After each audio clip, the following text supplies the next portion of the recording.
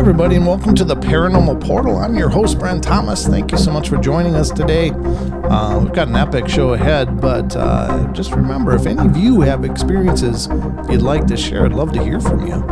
You can either email me at paranormalportalradio@gmail.com or head over to paranormalportal.net and scroll down and find the button that says Interview Me, and that'll allow you to look at a calendar of possible times and dates and find a date that works for you.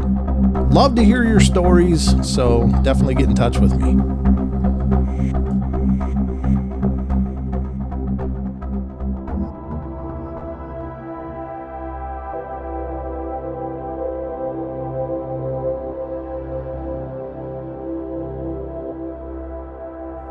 Hey guys, welcome to part 2 of my interview with Bigfoot Michigan Rob.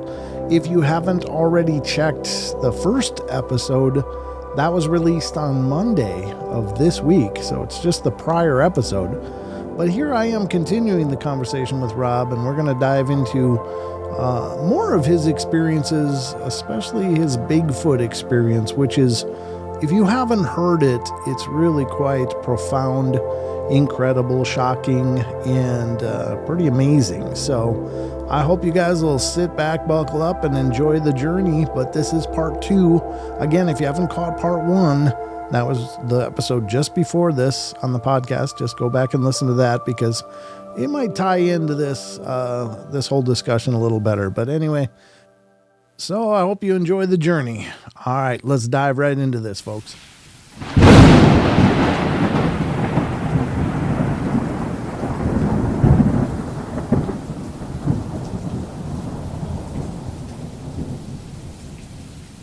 Well, thank you. And you know what's cool about like this show and all the shows that we all do together as a group? I feel comfortable telling that. That happened to me. You know, it's happened, and that's how I welcome people on my show. It happened. Certainly people are rolling their eyes, maybe not in your chat room, but if you were to tell this to the average Joe on the street, they'd be like, yeah, whatever. Yep. But you guys, the paranormal phenomena exists today. Yeah. The question is for me that I always, and I'll ask you this, Brett, why do you think it that some paranormal researchers, or more readily though with like cryptids or Bigfoot, why do you think there are many investigators and researchers that love Bigfoot as an example? Okay. They've been in the field 20, 25, 30 years. You know, the old guys that have been around. Sure. And they've never seen a Bigfoot in their life, only prints. Yeah. Only maybe, tree branches, maybe a whoop and a holler, but never experienced the being itself. Right. And an average Joe like me out fishing one day, boom, happens across a Bigfoot. I just don't get that. I would think if I spent 30 years looking for Bigfoot, never even saw one, that's got to be frustrating. But more importantly, the question is why. I think a lot of it has to do with, before you answer, I just really quickly will say a lot of people may not just believe, right? I don't know. Well, I think you have to believe in something for it to come to fruition. Maybe. But I think the big takeaway is that oftentimes most people's encounters with Bigfoot, they weren't looking for them. The Bigfoot found them. Yeah.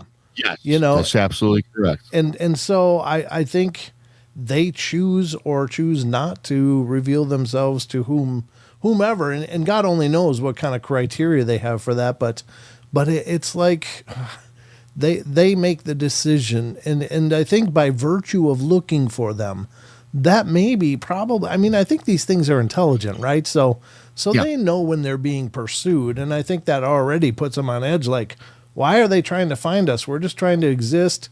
Just stay away, because they know we're in the woods long before we become aware of them. So I'm sure that they're like, why are they looking at our tracks? They're looking at where we broke those trees. Why are they trying to find us? And I'm sure these things are surviving in our absence by choosing our absence. And so they may choose to let somebody see them, and it might just be because, hey, you're getting too close to my family.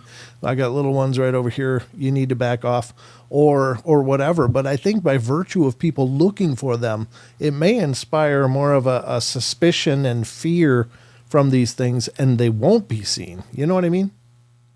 Yeah, I'd have to agree with you. I think that Bigfoot finds you, you don't find Yes. him. Yes. And I think they know your intentions in the forest. As soon as you get out of your vehicle, if your intention is to find him, they stay away. Right. Yeah. Often the stories that I get are encounter stories. I always say stories because, yes, they're encounters, but the stories that I get are like from families out camping. They Yes. could care less about Bigfoot, don't know about Bigfoot. Right. If they do, okay, whatever. Mm-hmm. And those are the folks that I love when they come forward because they are such genuine stories where they were just totally flabbergasted at what happened. Right. Yeah. And I find when you have researchers on, they don't see them. They just have all the other evidence, Yeah. potential evidence that's okay, we've all heard about before. Yeah. And I'm pretty sure that probably the best, and I don't research Bigfoot actively. I mean, I'm more of an academic interest in it. But I think the best thing you can do is just try to make yourself interesting to them, by going out and looking at where they've been and casting prints. And I think they're probably watching these people do that. And they're like, I think for sure they are. I think they, even if they know your intention, they're watching you from a distance, but they're not going to show themselves. Right. They're not going to give you that satisfaction. Yeah, because maybe they do know what we're thinking and they can feel our energy and our vibe. And even if it's benign, they're just not comfortable with us trying to encourage that meeting. But I think, if you just sit back and do you and make yourself interesting, they'll come in if they're curious and they'll see what you're doing. I mean, that's just me. I probably should. But that's my. Well, we take. share a lot of the same thoughts. I'm with you 100% on that one. Yeah. And I just think that you remember good old Duke. He always says that we're their television. Yeah. And they crack up watching us. I think so. From a distance. Yeah, I think he's right. I think, if you, I mean, I love the forest and I love being out there, but if I was out there every day and that was where I lived and everything I dealt with every day in and out was the forest, probably a camper would be about the coolest thing I ever saw with all the lights and sounds and sensations and smells. It'd be like, what the hell is this? Let's go check it out. So I think there's a lot of virtue to that. We got a question in chat. I've been holding it. Rachel gets it right. What could be the reason some ghosts are transparent, Rob? Well, I mean, she's just asking a question, but I'm asking you since you're a guest. While others are solid, is it a level of energy? Is it a difference of active and residual haunts or choice of the spirit?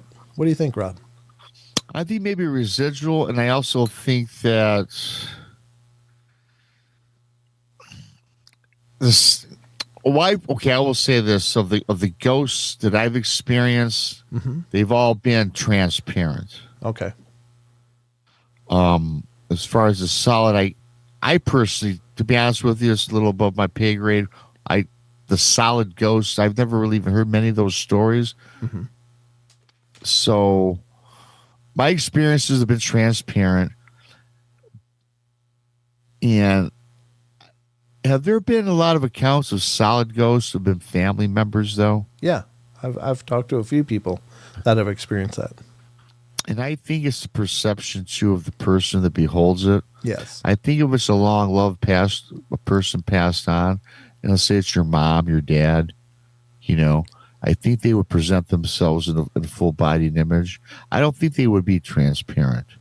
That's just my guess, my theory, my thought that I'm trying to answer this question best I can. Yeah. No, I think that's what I'm thinking. Fair enough. Yeah. Because most of the people I've spoken with has been an apparition. To me, the definition is a transparent ghost or soul or ghost of something. Yeah. And I think there's a difference between souls and ghosts, don't you? Well, yeah, I do. I think spirits and ghosts is where I usually draw the distinction. Like ghosts are maybe some fraction of a spirit that's been left behind. It might not be the whole spirit. It might be the part that couldn't transition to the next world, or because it's just the earthly part. But some imprint of energy that became conscious. But a spirit, I think, it potentially could be one that's transitioned and can come back or whatever. I mean, that's kind of my rudimentary definition of it, but I don't know. Yeah, I got you. And what I have learned though, since I got involved with all this, for quite a little while now, and studying stuff and talking to other people, we're all built on frequency and energy. There's certain levels of frequency with people, and I think what is it? The higher the frequency, the more apt you are. The lower frequency, it's more of a it's like more of a nothing. You're not going to really tap into that realm, if you will. Probably, yeah. It's either one of the two. It's either the other, either or the or. Yeah. But I think that's a big part of it, and I think a lot of it is your open-mindedness. They always talk about that third eye, right? Yeah. You got to sharpen up and get that. They tell you all these things not to do, like take fluoride and this, and you be more open. Why? Hey, man, I use fluoride, so I still see things. So, yeah. So I don't know. It's just that's why I love doing these topics and these shows, because it's really never going to end, because we're never going to get full answers until one day when we cross over. Yep. When we make the journey, we're going to figure out it all. Phil Funk comes in with a question, says, talking about the bar apparitions, could they have reacted to Rob getting their attention and they didn't like it? Did you have a feel like, it pissed them off? Well, I never felt threatened. I think that in fact, when I hit the head on my hand, on the end of the bar, is when they kind of gave me that smirk, and then that's when that glass elevated. Maybe they were toasting me. Yeah. And then they just kind of went about their business and kind of. Yeah. Yeah. Now, the thing that was kind of creepy, though, is when they morphed into skeletons, kind of. Yeah, that part is weird. You're right. That kind of gave me a little bit of a chill, I must admit, to that. Yeah. Yeah. I don't think we're used to seeing skeletons animated. I mean, it's like what movies are made of, isn't it? I mean, it really is. Yeah. I mean, it is. Yeah. I mean, you can't make this stuff up. And BJ Lapierre, author and illustrator, said, you need to get a sketch artist and have them draw the ghost from your description to do a photo recognition and see if anyone shows up from it. Or I could do. I'm sorry, go ahead, Brent. Or compare the pics to the original owners if you could find images of those. I could probably do that, because a great friend of mine, Sibylla Irwin, she's an awesome illustrator and artist. Yep. She did the sketches, several sketches of my actual Bigfoot encounter. Yeah. That are posted on my channel. Yes. And she's 95% accurate. Oh, very cool. And in fact, she's going to be coming back on the show in a couple of weeks, I think in March. Yeah, not a couple of weeks in March, and we're going to be doing a show. And I'm going to probably bug her once again if she could maybe do that for me, because she's fantastic. Yeah. So BJ, thanks. That's a great idea. Yeah, very cool. I know we're at about 8:32, and I want to make sure you have time, but there's another one. I'm just looking at some of the comments that are. What is he saying? Rachel, wait, no, it's Phil Funk says, it's like when you're looking for something in your house and can't find it. As soon as you stop and start doing something else, boom, you find it. Yeah. Do you mean about how the bottles and stuff would appear in the glasses? Is that what you mean, Phil? Because, it does sound like an apport. You know the term apport, Rob? APPORT? Mm-hmm. That's when things manifest or are gifted or given by spirits. Like they will, like I got an apport one time, I believe from my grandpa, and it was a beautiful agate that was sitting on the chair I just got out of that I'd never seen before. And he was known for collecting agates on the beach. So that's an apport. Okay. And earlier when you were talking about it, Rachel asked the question about, to me, do I think that these things were moved or were they just apparated there or apported there? Like, did they grab the bottle and actually levitate it through the bar and then set it down, or did they just? I wondered that myself, because it definitely moved from the middle of the bar area to the bar. Yeah. So that's a great question. Yeah. Was it levitated over like the shot glass, or was it apported? I guess that's That's a great question. That would have been something to see. Well, let me tell you something. Seeing a shot glass being levitated was enough for me. I mean, that was, come on, Yeah.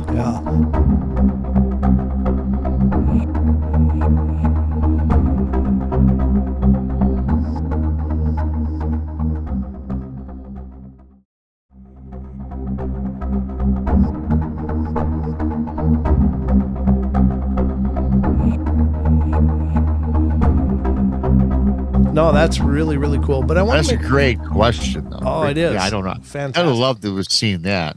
Oh my God. Yeah. Because it got there somehow, some way. Yep. And it was from somewhere to somewhere. So that's what's really cool. And I do wonder if the apparitions, spirits, I wonder if they purposely blinked out my camera, which always is like 24/7. Yeah. Well, That was kind of odd too. It would follow the recipe card of most paranormal stuff. It's like if you get a camera, you got it set up, and then boom, something glitches and it doesn't catch. I mean, sometimes they catch some pretty could have solid sucked stuff. the energy out of it, right? We all talk about energy draining on our batteries. Yeah. Or interfering. Yep. Lights flickering. Yeah.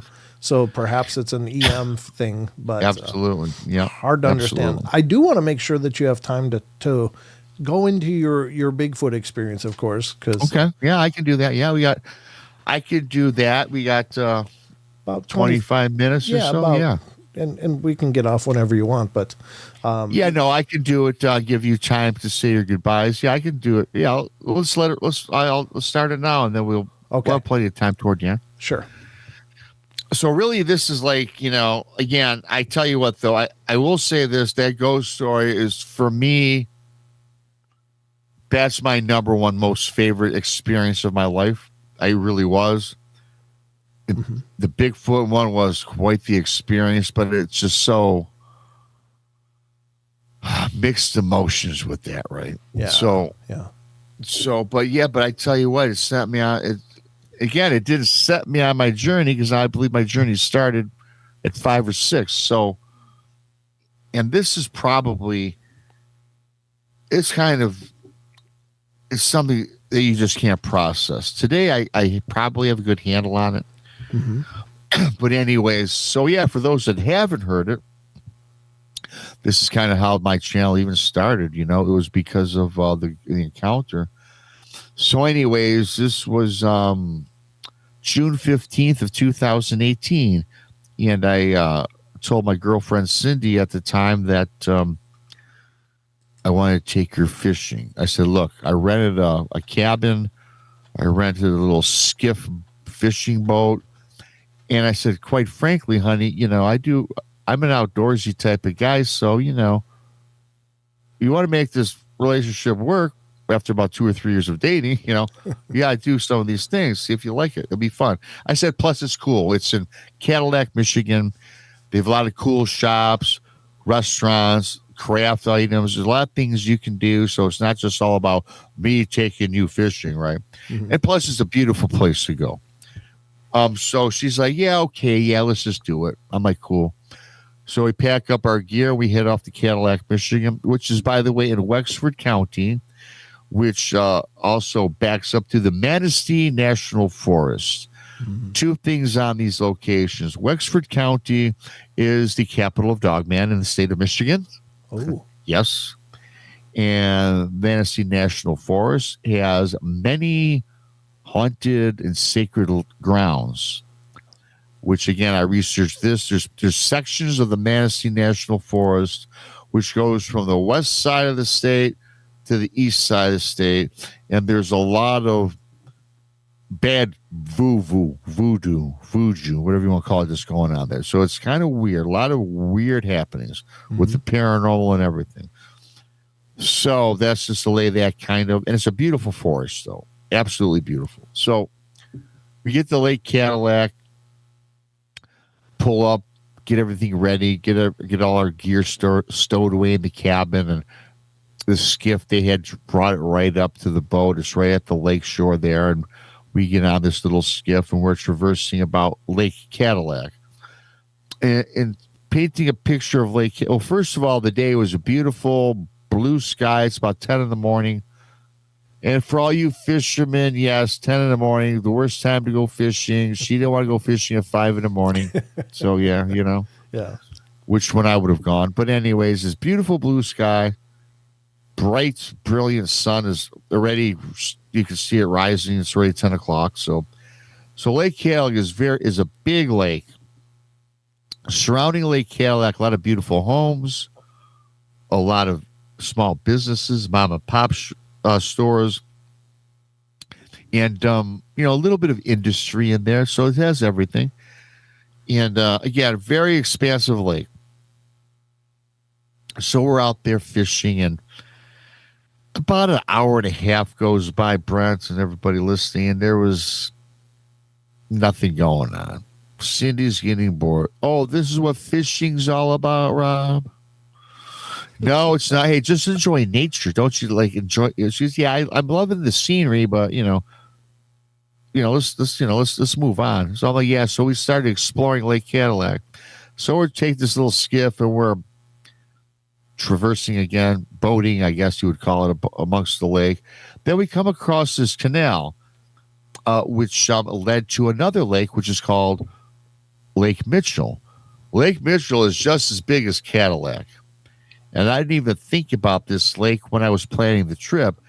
And now when we went through this canal onto Lake Mitchell, and now Lake Mitchell, you guys, as beautiful as Lake Cadillac is, Mitchell is way nicer. First of all, not as much buildup. Yes, there are homes here and there and otherwise, but the backdrop is right there is the forest, Manistee National Forest. Mm-hmm. Beautiful. So we're going down the shoreline off the big lake, and then we come across this bay or this cove. And I'm like, yeah, honey, this is a great spot to drop the lines in the water. So she goes, yeah, this is nice. And there's nothing here, just the forest, no houses, nothing. And oddly enough, there's really nobody on the lake. It's like the middle of the week, like on a Wednesday, if I recall, Wednesday, Tuesday. So during the work day, it wasn't during the holidays. So it was kind of calm, nobody around. So we're drifting about 90 feet from shore. And so I grab the rods and the reels and I start switching out the bait, the lures, whatever. So I'm looking down and I'm fiddling about with the fishing gear. And Cindy, she's like standing up, stretching out, and looking out over the background of the beautiful forest. And then she says to me, hey, Rob, I think someone's tossing rocks at the boat. Mm. I'm like, tossing rocks? I'm like, okay. I look up, see nothing. I said, I don't see anybody. She goes, yeah, well, it came from the tree line. I'm like, wow, well, no. I go, anyways, I kind of blew her off. Put my head back down, working on the gear. Now she's more like adamant. Rob, there's someone throwing rocks at the boat, a little more forcefully. I'm like, I look at her, I said, look, there's nobody out there. Maybe it's fish. She goes, no, they're rocks. They're landing like 8 feet in front of us, whatever. I'm like, okay, just, you know what? Let me get this together so we get the bait, the tackle into the water. We can fish, and I'll watch along with you. She goes, fine. So I got my head down, and I'm blah, blah, blah, finishing up what I'm doing. Then for whatever the reason, Brent, I look up into the sky. I just happen to glance up. And as I said earlier, beautiful, not a cloud in the sky. It's blue. And I'd see this object coming down from the sky. Mm. I'm like, what in the hell is this? And it was a rock about the size of a baseball that lands about 4 feet in front of the boat. Oh. And I look at Cindy now to apologize and say, wow, there's someone tossing rocks. So I look at Cindy, and she's still standing there. And Cindy was a sun goddess. She already had a tan from head to toe, right? Uh-huh. And it's June 15th. So I look at her. Every ounce of tan that she had in her body was completely drained. Her body was like almost white, man. It's white. And she's staring at something. I can tell she's asphyxiated at the shoreline. I look up at the shoreline. And standing there in a little cutout area with the backdrop of the forest is this creature. It's about 9 foot tall from my right. And I'm 90 feet away. I get a great glimpse of this thing. I'm guessing 8.5, 9 feet tall. And it's coated in this long, beautiful reddish brown hair. A beautiful coloring. And I'm looking closer at this thing, getting a better look. It had like a grayish face. with a grayish chest, which was a lot shorter hair, so you could see the chest and the face. I could see the face, and it looked like a human being, Brent. It looked like a human with a form of deformity. It had offset eyes. It had gray, kind of wrinkled skin, and it kind of reminded me of a person. I hate to say this, but I always say it the same way from this experience. Looked like a person around me that had a stroke or Down syndrome. Oh, okay. And I could see this creature. I call it a creature. Kind of looked like a human, just covered in all his hair, but a weird looking human at that, right? Yeah.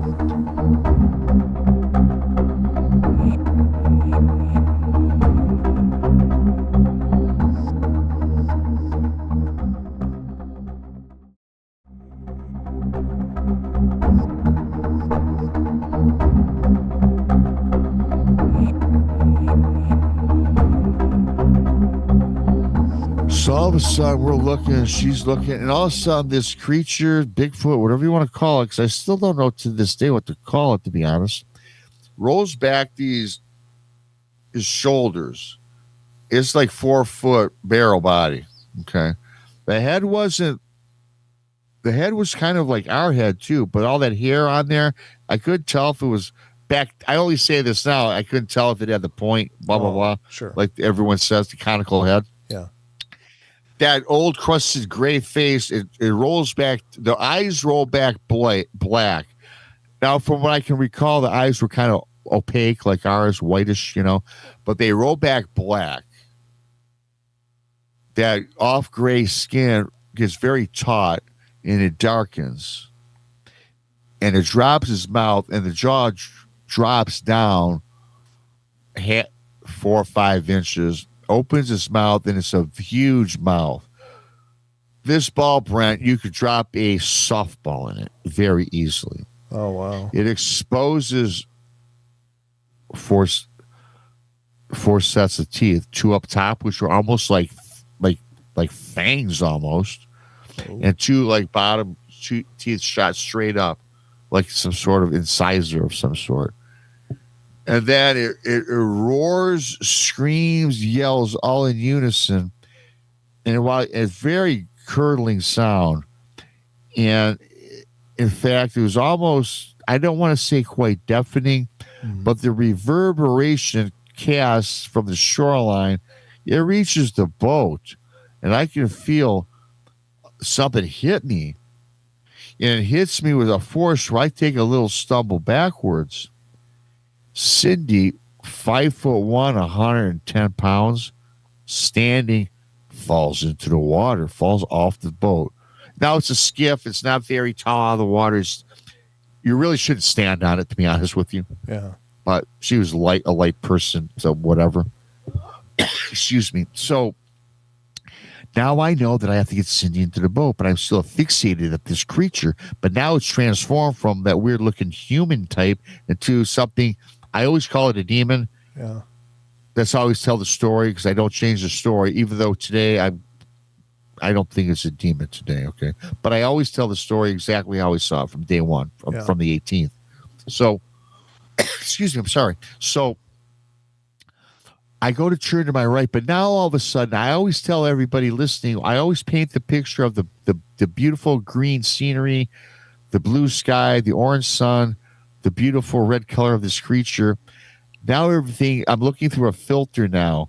It's almost like everything was kind of black and white and very grainy, odd coloring. It seems like time stood still now. And I tried to move to my right to get Cindy. Now I'm paralyzed. I cannot move I cannot move. Oh, no. I could turn my head, but I'm paralyzed. My legs won't move. My arms barely could move. I can't. I got to get her. I start kind of like franticing, and I still hear this yell in the background. So I start shaking my head. I'm trying to shake my head, and I finally was able to move my head around. I snap out of it. The color came back to me. It seemed, now I'm in present time. I don't know, not that I was in a past time, but now I'm back to normal. Right. So I go get her into the boat. And I must tell you, one of the scariest parts of this is when I went and looked to the shoreline, and this creature's gone, whatever this thing is. So I'm thinking, man, we got to get the hell out of here. I don't know if it's on the bottom of the lake swimming towards us. What's going on?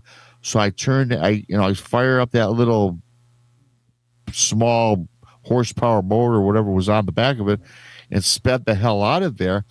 I go all the way across Lake Mitchell. I go all the way through that canal, and I beeline it right towards, where my cabin was, where I had set the boat out. Mm-hmm.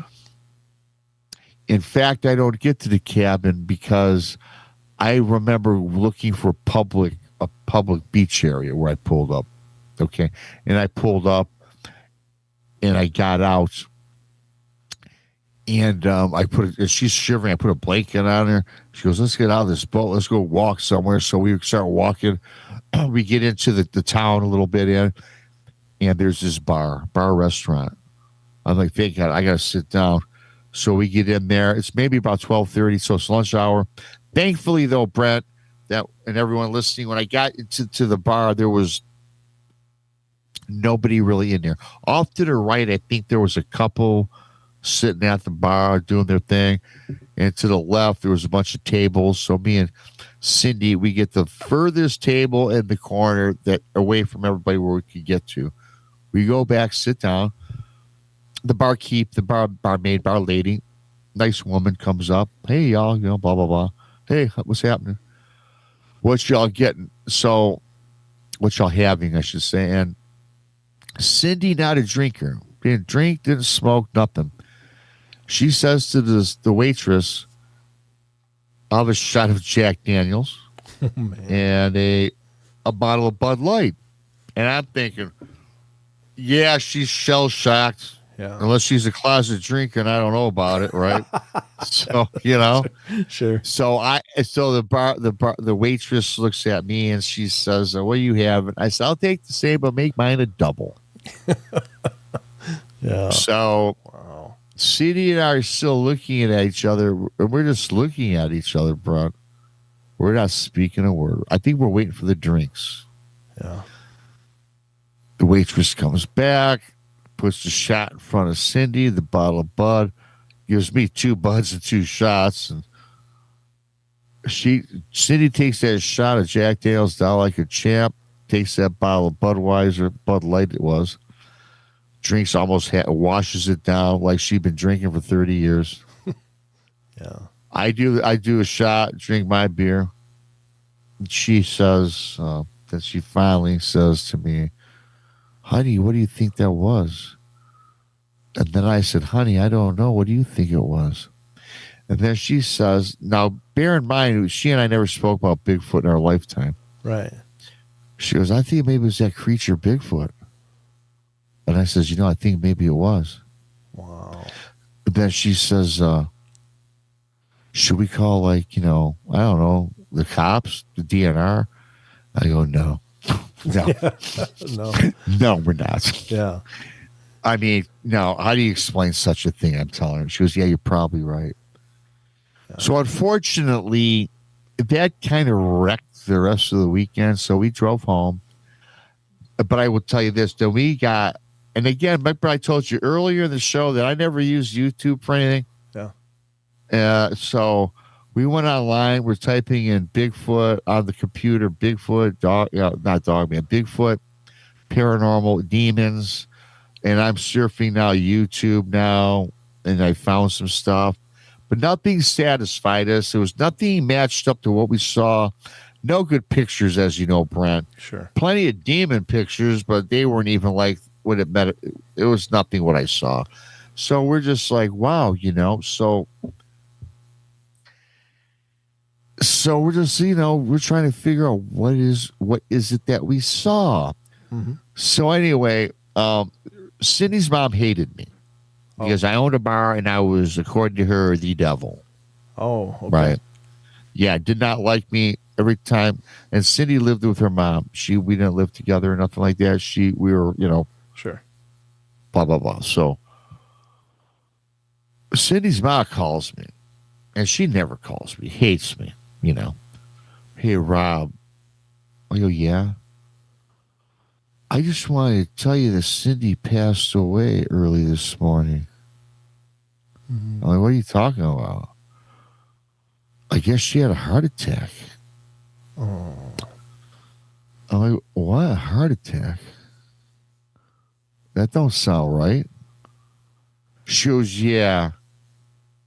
Well, by the way, I never want to see her again. You're not coming to the funeral. I'm not going to lie to you. Wow. I'm like, what are you talking about? Yeah. Thank you, she says, and hangs up on me. What a horrible thing. Yeah, man. Very horrible. So, I'm sorry.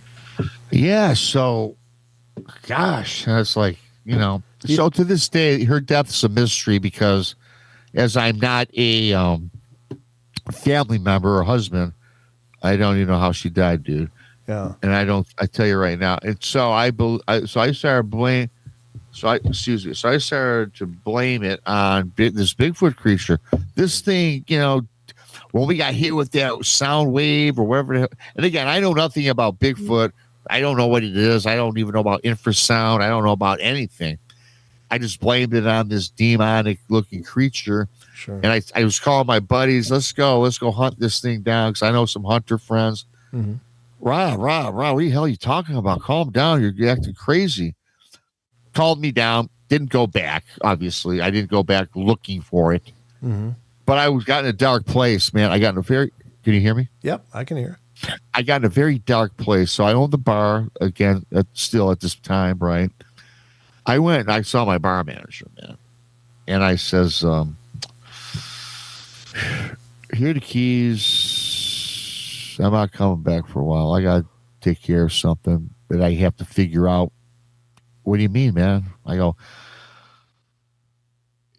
yeah, it's too big. It's too convoluted. It's too far out. I just don't rip me off, put all the money in the bank. And again, same guy who's been with me for all the years. So I did trust him. Sure. So I said, look, I'll come back when I come back. So that's when I immersed myself in the topic of Bigfoot. And again, going back to how everything started for me, I couldn't find anybody that would help me. Nobody, man. And the things that I found was BS. Yeah. And I was just more and more and more confused. I was getting more and more deeper and deeper into what's going on with me, and now you're talking to the guy that did see the ghost at the bar. You're talking to the guy that said all these things happen. Mm-hmm. So I'm thinking, man, am I a weirdo? Literally, I see all these crazy things. Now I see this. Now someone's no longer with me. So I carried a burden on me. Yeah. I thought it was my fault for bringing her to the I'm over all this every way, but by the way, so yeah. But it's still, every time I talk about it, it's an emotional thing for me. Yeah. And it's therapy for me, and I'm glad I'm doing this. I haven't done this in a while. And I'm like, geez, so anyways, so never got the answers. And then I said, you know what? I finally went back to work, worked out everything. Started going on a couple of shows, and I finally found Carrie Arnold, who really set me straight. I happened to find him by luck, and I saw his Bigfoot. It was on Thanksgiving morning. I saw Carrie do his encounter story, and he left his phone number actually on the video. And this is right when he started up. Brant, he had maybe 3 or 4 videos. Yeah. And I called him, and we had like a 5-hour talk. He told me I was going crazy. He believed me. Yeah. So then you know what? My channel formed, and the reason my channel formed, Bigfoot Michigan Rob, is to help people, because I walked alone for a long time. No one would help me, and I know there are many people out there like me that have had these experiences that have nowhere to go. So that's why I started the channel, not for fame and fortune and glory. We don't get that, Brent. You will know it, but that was not my intent, man. Right. It was to help people that did not help me. So it's my way of giving back to people. Yeah. And the 2 books I wrote were on people's encounters that don't even want to come on the show. They want to be Anonymous Joe. But Rob, here's my story. Can I put it in a book? Yes, you can. No, they want no 15 minutes of fame. So today, I think I have a purpose in why this all happened. I think there's a purpose why at 5 I saw ghosts.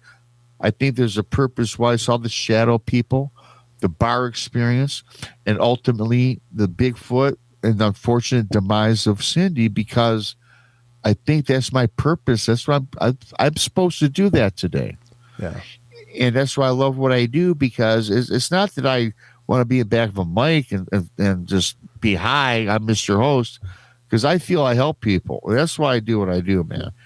So now I have clarity with that. I mourned.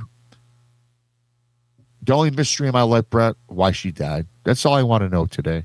I don't think I'll ever find that out. Do you think that she ever told her mom what you guys saw? I don't know. That's what I was curious about. If I'm a great question. I just don't know that answer. I couldn't answer that. Okay. We never spoke on it. After that. We were all, when we were looking up this Bigfoot stuff together as a couple, it was just she and I. Yeah. As far as I know, she probably didn't tell her mom, because her mom didn't like me anyway. So, you saw this with that I almost said a bad word, with that idiot Rob. Yeah. No, I got you. I mean, it gets me pumped up because that woman, man. Yeah. I don't even know if she's dead or alive today. I just don't know about her. But anyway. No, I hear you. Did you ever look into that area for other reports? Is this a real common area? I've got, you know what, man? Several people have told me, Rob, there's Bigfoot out here in this area. They knew. One guy mapped out the area and sent me a map. Yeah. Okay. Where he's heard these howls and moans from the woods before. Oh, wow. He goes, Rob, man, I believe there's something out here. Sure. But it's not. What I have found with some research is this: it doesn't live there. It comes down from the forest every so often. Okay. It doesn't. It's not its main. And I think these Bigfoot. They probably migrate. They don't stay in one spot. I think they're always jumping from location to location. Yeah. But they say occasionally. And so the guy says, yeah, man, I've heard the same howl before at night. And he says he lives like a half mile up the road. Ooh. So I've got a lot of confirmation from people that have reached out to me in the past. Yes, Rob.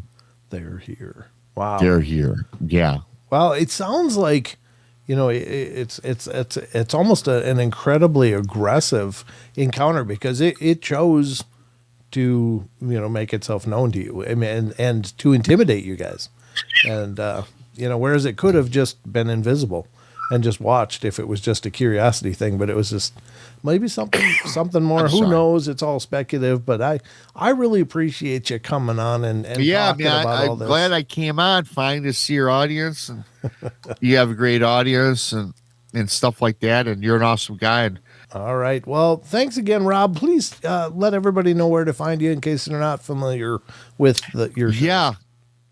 Thanks, Brent. Bigfoot Michigan Rob's name of my channel. Bigfoot Michigan Rob. Very easy to type it in Yahoo. YouTube. I'm still, thinking about that story again. Sure. Yeah. YouTube, Bigfoot Michigan Rob. I have 2 books on Amazon. If you want to check them out, just type Bigfoot Michigan Rob on your Amazon browser. And I'm on Tuesday nights at 9, Thursday afternoons at 1. And I'm kind of on during Brent just a little bit on Saturday at 11 o'clock. Yeah. You're bringing in that. Well, yeah, your time, 11. Yep. Yeah. So you're starting, I think, about 8 o'clock Pacific. Yeah, hour after you, I think. Yeah. Yep. So after I start on Friday or Saturday. Yeah. And then I try to go over and hang out with you guys then too. You do, yeah. I've enjoyed having you come on the show. Now you're kind of a regular now, which is awesome. So I appreciate you for doing that for us. Well, you guys kind of welcome me into the family, so I really appreciate it. But this has been a lot of fun, brother. I'm glad. I'm sorry it took so long, but I'm glad we made it happen. And I know there's so much more to discuss. And you're welcome to come back whenever you feel like you want to make an appearance. You're always welcome on the portal, brother. Well, I appreciate you having me on. I had a great time. Thanks to everybody in chat. I didn't say hi. Couldn't see you. Hello. Thank you.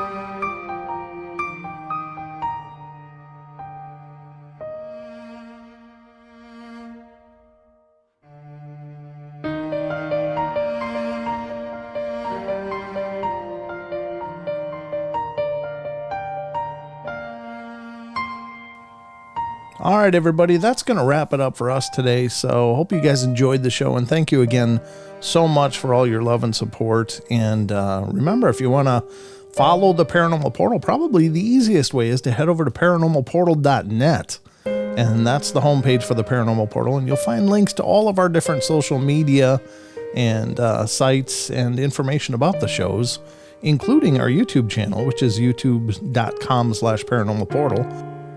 Or just look for Paranormal Portal on Google or whatever search engine, and you'll find links to our social media such as Facebook, Instagram, TikTok, and Twitter. So we're kind of all over the place, and we're spreading as well as we can. But anyway, thank you so much for the love and support.